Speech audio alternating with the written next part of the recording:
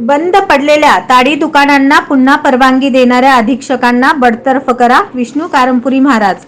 सन 2021-22 साली सोलापुरात शासनमान्य ताडी दुकानांना उत्पादन शुल्क अधीक्षक श्री नितीन धार्मिक यांनी ठेकेदारांना परवाने देऊन सोलापूर शहरातील कामगार वस्ती, झोपडपट्टी अशा लोकवस्तीत ताडी दुकाने सुरू केली.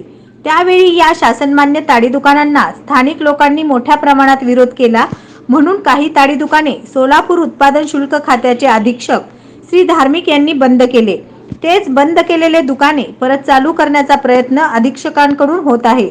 म्हणून सोलापूर जिल्हा उत्पादन शुल्क अधीक्षक नितीन धार्मिक बडतर्फ करा आणि बंद पडलेल्या दुकानांना परवानगी देऊ नका अशा मागणीचे निवेदन महाराष्ट्र कामगार सेनेच्या वतीने माननीय जिल्हाधिकाऱ्यांना देण्यात आले आहे.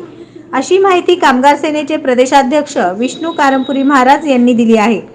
माननीय जिल्हाधिकाऱ्यांना देण्यात आलेल्या निवेदनात सोलापुरात ताडी माफिया मोठ्या प्रमाणात असून त्यांच्याशी संगनमत करून सोलापूरचे उत्पादन शुल्क अधीक्षक श्री धार्मिक साहेब व त्यांच्या कार्यालयीन अधिकारी यांनी सुमारे 13 शासनमान्य ताडी दुकानांना परवानगी दिली आहे. या दुकानात ग्राहकांना विक्री करणारी ताडी पूर्णतः विषारी व रसायन मिश्रित बनवलेली बनावटी ताडी आहे. हे भवानी पेठ येथील ताडी दुकानात धाड टाकून तपासणी केली असता ताडी बनावट असल्याची गंभीर बाब पुढे आली आहे आणि ज्या संशयित आरोपींना ताब्यात घेतले त्यांच्याच नावाने ताडी दुकानांचा ठेका दिलेला आहे. त्याचबरोबर MIDC, अशोक चौक, भवानी पेठ, जुना विडी घरकुल आणि इतर काही दुकाने परिसरातील लोकांच्या तक्रारी आल्याने दुकाने सील करण्यात आली आणि त्याच दुकाने पुनश्च चालू करण्याचे परवाने सोलापूर उत्पादन शुल्क अधीक्षक श्री नितीन धार्मिक यांनी देण्याचा प्रयत्न करत आहेत.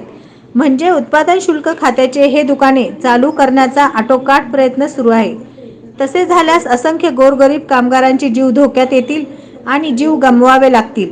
म्हणून सोलापूर उत्पादन शुल्क अधीक्षक श्री नितीन धार्मिक यांना बडतर्फ करा अशी मागणी करण्यात आली आहे. अन्यथा महाराष्ट्र कामगार सेनेच्या वतीने तीव्र आंदोलन करण्यात येईल असे नमूद करण्यात आले आहे. विष्णू कारंपुरी महाराज यांच्या नेतृत्वाखाली निवेदन देणाऱ्या शिष्टमंडळात विठ्ठल कुराटकर, प्रसाद जगताप, रेखा आडकी, गुरुनाथ कोळी, नागमणी भंडारी, जर्गीस मुल्ला, स्वाती शिंदे, कुणाल धोत्रे, सुमित भांडेकर यांची उपस्थिती होती. सदर निवेदनाची प्रत माननीय मुख्यमंत्री, माननीय उपमुख्यमंत्री, माननीय कामगार मंत्री, माननीय महसूल मंत्री, माननीय पालकमंत्री, माननीय उत्पादन शुल्क मंत्री महाराष्ट्र राज्य यांना पाठविण्यात आली आहे. सोलापुरातील शासनमान्य ताडी दुकाने 2021 पासून परत चालू करण्यात आलेत. सुरुवातीला शासनाकडे कुठल्याही प्रकारचा लिलाव किंवा ऑनलाईन लिलाव पद्धतीने करत असताना नागरिकांना आणि कोणालाही माहीत नाही. आश्चर्याची बाब म्हणजे आम्ही महाराष्ट्र कामगार सेनेच्या वतीने 288 आमदारांना निवेदन दिलो. प्रत्येक आमदार सांगतोय की आम्हाला याची कल्पना देखील नाही.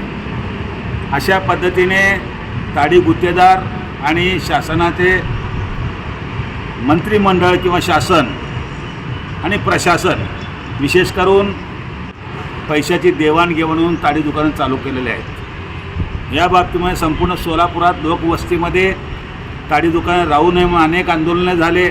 सोलापूरचे माजी पालकमंत्री आणि आमदार विजयकुमार देशमुख मालक यांनी देखील या दुकानांना विरोध केला आणि काही ठिकाणी आजूबाजूचे लोक विरोध केल्यामुळे दुकानं बंद करण्यात आले.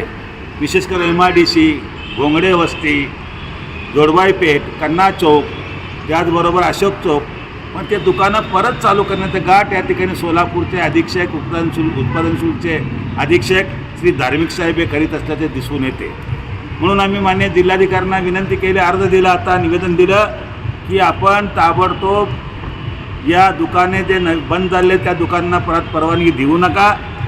आणि त्याचबरोबर या प्रकरणामध्ये इतक्या मोठ्या प्रमाणात विरोध होत असताना परत परवानगी देण्याचे काम या इथले धार्मिक साहेब करतात.